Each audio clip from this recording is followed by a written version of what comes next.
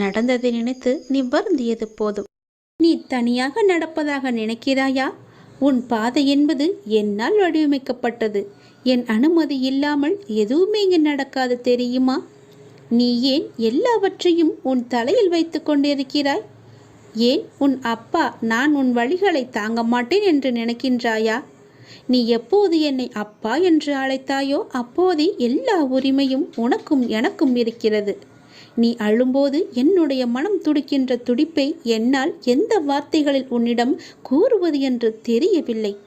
உன் மனவழி, உன் உடம்பில் ஏற்படும் என அனைத்து வழியையும் நீ என் பெயர் சொல்லி என்னால் அதை தாங்க முடியாது, எனக்கும் அதற்கான பலத்தை தாருங்கள் அப்பா என என்னிடம் கேட்கிறாய் அல்லவா?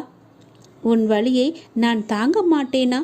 உன் கண்ணீரை காணும்போது அதுதான் எனக்கு மிகுந்த வலியை ஏற்படுத்துகிறது.